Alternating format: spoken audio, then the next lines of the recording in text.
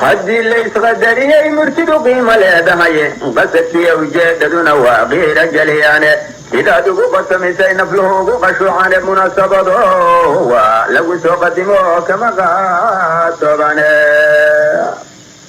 munaasabada lagu soo qadimo kama qatoobane qof waliba wuxuu noo qabtiyo qaladku noo geystay diiwaana qaran baa jiroo loogu qorayaaye qof qaruurad calashoo dejiyey qooma mee abide qarniyada dambaa kugu lacnada ficilka qaarkiisa haddaad qaranka kala goyn lahayd quruxda taariikhda qaruun waliba cudurkaasahoo qaybiyaa jiraye soomaali bele loo qoraya qalinka loo saaray wax qabiil ka daran jahanaman qiray aqoontayda qadarsan oo iga hilisaya qolama sheegtane maanaa qabiil doorbido qaranka aafeeya maanaa qur-aankiyo ka taga qowlkii nabigeenna qatli muumin maanaa hub iyo qarash ku taageera maqaruuradan calashada qodobta beerkayga ilaahayo waaw adigu haygu qaban qaadir baa tahay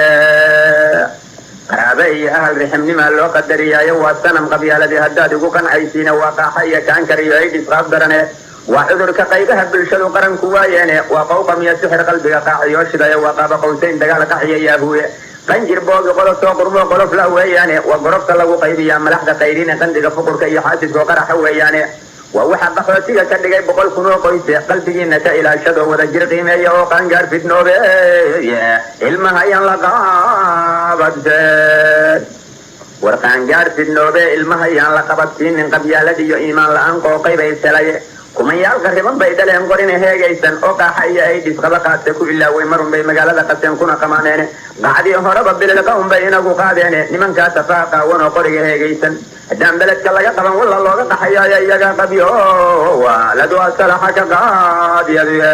qabyaaladu asala xaka qaadyaduye iyaga qabyo waaladu asala xaka qaadyaduye waxba gabayguyuu ila qarxine waan qabirayaaye waxba gabayguyuu ila qarxine waan qabirayaaye kama quusta qayr sheeg dadkuna igama qaataane ragun baase qiimaynayo qoraya taariikhe haqadarin dimuqoraadi waa qola afkaartoode hanti wadaagna laga quusay oo lagu qasaarooyo quboo daadta labadaba wallaan lagu qaboobayne qur-aanka iyo sunnaha muqadaska qaata xukunkooda quratul cayni nabi maxamed baan lagu qasaarayne cayni nabi maxamed baan